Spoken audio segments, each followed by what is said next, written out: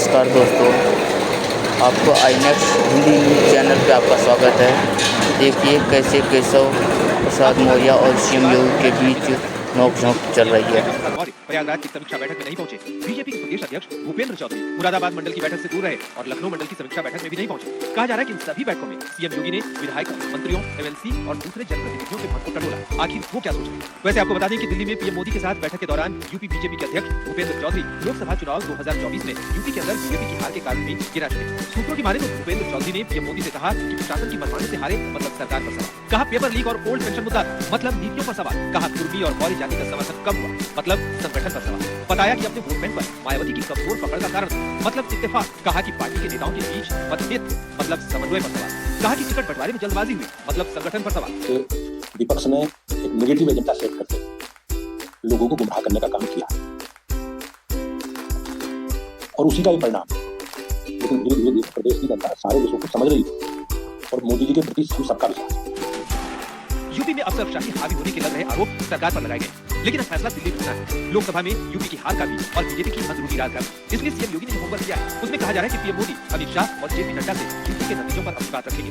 साथ ही उपचुनाव में उनके नेतृत्व में बीजेपी की क्या रणनीति होगी उस पर भी मंथन करेंगे। सूत्रों का यह भी दावा है कि सीएम योगी डिप्टी सीएम केशव प्रसाद मौर्य के संग कथित अदावत पर भी चर्चा संभव। अब केंद्रीय नेतृत्व क्या फैसला लेता है इसका इंतजार यूपी से लेकर पूरे देश भर में। आज तक दिल्ली से हमारे साथ जुड़ रहे हैं और कुमार अभिषेक हमारे साथ सीधा लखनऊ से जुड़ रहे हैं। अब अभिषेक, खबर टीवी पे देख कर अच्छा तो लग नहीं रहा होगा योगी आदित्यनाथ, और ऐसा लगता है कि पार्टी कोशिश कर रही है पार्टी, क्योंकि आज अगर यूपी बीजेपी के अध्यक्ष भूपेंद्र चौधरी सामने आकर कहते हैं कि सीएम को लेकर कोई चर्चा नहीं हो रही है तो डैमेज कंट्रोल करने की कोशिश। लेकिन क्या चल रहा है लखनऊ? क्योंकि कभी कहते हैं कि दोनों डिप्टी सीएम इनकी मीटिंग में नहीं आते हैं, वो अलग अलग मीटिंग कर लेते हैं, क्या चल रहा है? निश्चित तौर पर अंजना अच्छा तो बिल्कुल नहीं लग रहा होगा। अच्छा इसलिए नहीं लग रहा है क्योंकि मुख्यमंत्री योगी आदित्यनाथ इस वक्त थोड़े कह सकते हैं कि उनको अकेले करने की कोशिश दिखाई देती है। जिस तरीके से उनकी मीटिंग्स को से बड़े बड़े नेताओं ने खुद को बाहर रखा है, दोनों डिप्टी सीएम उनके समीक्षा मीटिंग में नहीं गए, जबकि उनके इलाके की मीटिंग थी, प्रयागराज की थी, लखनऊ की थी। ये जरूर है कि भूपेंद्र चौधरी ने यह कहा कि मुख्यमंत्री को बदलने का कोई बात नहीं है, यानी कि पहली बार उन्होंने एक तरीके से इसे खंडन किया है। लेकिन लखनऊ से लेकर दिल्ली तक ये तो चल ही रहा है कि इस पार्टी के भीतर सब कुछ ठीक ठाक नहीं है, और सिर्फ सब कुछ ठीक ठाक ही नहीं, दूरियां बहुत बढ़ चुकी हैं। नेता एक दूसरे के सामने नहीं होना चाहते, एक दूसरे की मीटिंग में नहीं आ रहे। कह सकते हैं कि कम्युनिकेशन गैप इतना बढ़ा हुआ है कि सीएम और डिप्टी सीएम एक दूसरे के साथ दिखाई भी नहीं देते। आप देखेंगे तो हाल के कितने दिन हो गए जब डिप्टी सीएम और सीएम एक साथ कहीं दिखाई दिए हों। तो उत्तर प्रदेश के में बीजेपी के हालात, अंदरूनी हालात बेहद खराब हैं, इसमें कोई दो राय नहीं। अब क्या, जब दिल्ली सब पहुंचे हैं तो दिल्ली कोई ठीक ठाक करेगा? देखिए इस पर क्या होता है देखना होगा। लेकिन आप देखिए मैसेजिंग हो रही है। मुख्यमंत्री योगी आदित्यनाथ अगर पल्लवी पटेल से मिलते हैं तो आज अनुप्रिया पटेल से प्रधानमंत्री के मिलने की तस्वीर आती है। तो एक मैसेजिंग है। लखनऊ और दिल्ली में एक खाई, एक दूरी साफ साफ दिखाई दे रही है। पल्लवी पटेल से क्यों मिले? 2-3 दिन जो आने वाले हैं जब अनुप्रिया पटेल से पहले से एनडीए का है, क्यों मिले? क्या समझ में आ रहा है? छोटा सा जवाब, 2 लाइन का।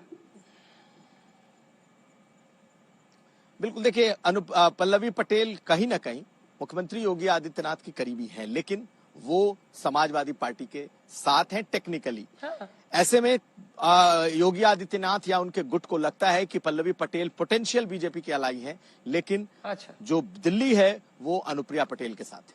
ठीक है हिमांशु, दिल्ली में क्या क्या होने वाला है? सारा एक्शन तो यहीं पे होगा दिल्ली में, क्योंकि अब योगी भी आ गए हैं, डेप्यूटी भी आ गए हैं, नीति आयोग भी, संघ भी, कितने कैरेक्टर्स आ गए हैं।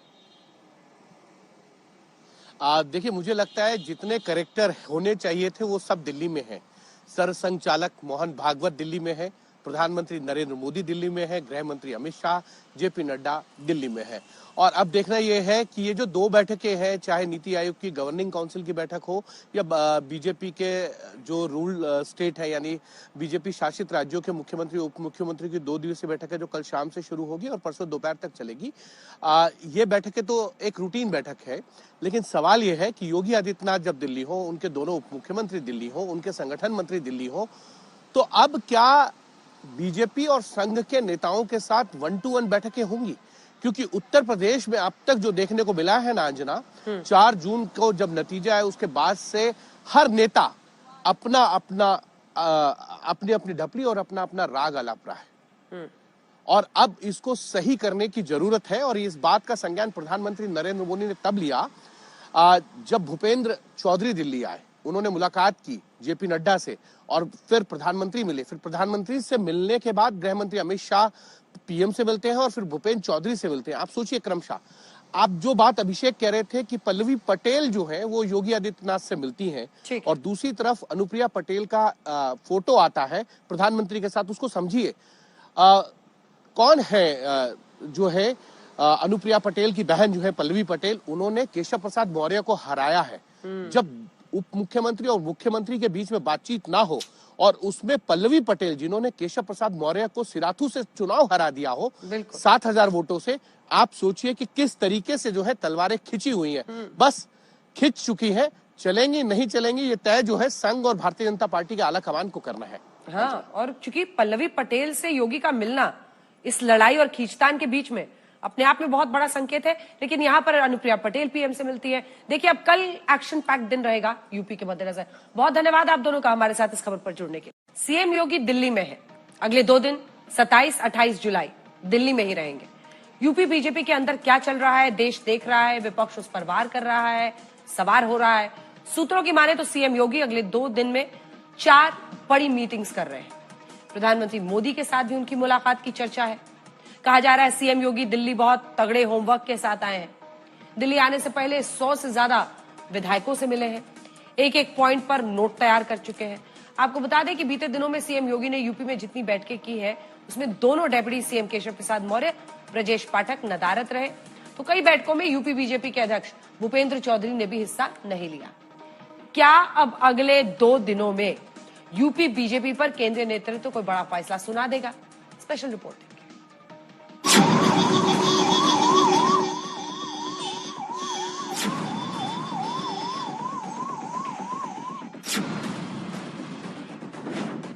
यूपी बीजेपी की अंदरूनी लड़ाई दिल्ली तक आई।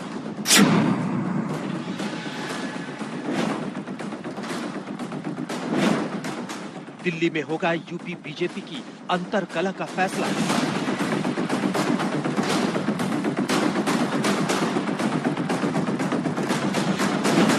पूरे होमवर्क के साथ दिल्ली में सीएम योगी की हाजिरी।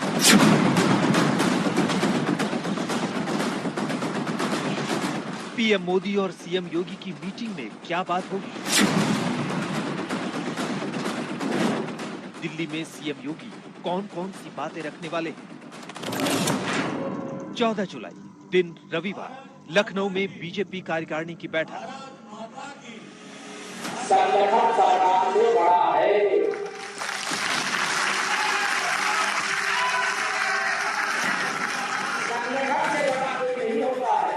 हम लोग ये मान करके चलते हैं कि आत्मविश्वास में कि हमको जीत ही रहे हैं, तो स्वाभाविक रूप से वहां पर कहीं न कहीं हमें खामियाजा भी भुगतना पड़ता है। जी हाँ, इस बैठक ने यूपी बीजेपी के अंदर क्या कुछ चल रहा है जैसे सब कुछ उघाड़ कर रख दिया।